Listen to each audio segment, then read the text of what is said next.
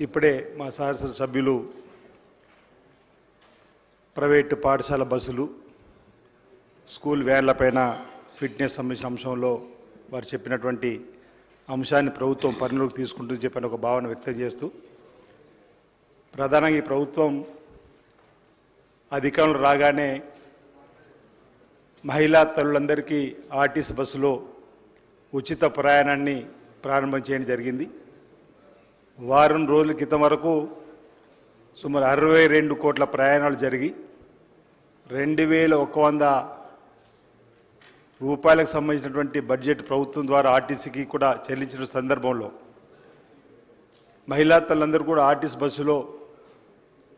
తమ సొంత పర్యటనతో పాటు వివిధ దేవాలయాలు ఆలయాలకు సంబంధించి ఎక్కువగా ప్రయాణాలు చేస్తున్నారు కాబట్టి ఇది చాలా హర్షించదగ్గ విషయంగా భావిస్తూ మరి మహాలక్ష్మి మనం ఏర్పాటు చేసిన తర్వాత ప్రయాణాల సంఖ్య ఎక్కువైతుంది కాబట్టి బస్సుల సంఖ్య సరిపోవడం చెప్పని ఆయా ప్రాంతాలకు వెళ్ళినప్పుడు చెప్తా ఉన్నారు. గౌరవ మంత్రివారిని ఈ సందర్భంగా అడుగుతా ఉన్నా, కొత్తగా బస్సులు కొనుగోలు చేసి ఆయా డిపోలకు ఆయా కొత్త రోడ్లకు ఇచ్చే అవకాశాన్ని పరిశీలిస్తున్నారా అనేది, ప్రజల పక్షాన కొత్తగా బస్సులను ఆయా రూట్లోకి కొనుగోలు చేసి పంపాల్సినట్టు అవసరం ఉందనే భావన సందర్భంగా వ్యక్తం చేస్తూ ప్రమాదాలు జరగకుండా ఆర్టీ అధికారులకు ఎప్పటికప్పుడు తగు సూచనలు సలహాలు చేస్తూ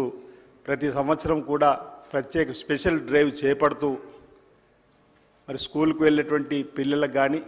ప్రైవేట్ బస్సులో ప్రయాణం చేస్తున్న వారికి ఎలాంటి ఇబ్బందులు తలెత్తకుండా ప్రభుత్వం పక్షాన ఉన్నటువంటి వాహనాలకు మనం ప్రతి సంవత్సరం ఏ విధంగా అయితే 10 రోజుల ముందు నుంచే సంబంధిత బస్సులకు ఫిట్నెస్ కానీ లేకపోతే ఇతర లైసెన్సులు లేకపోతే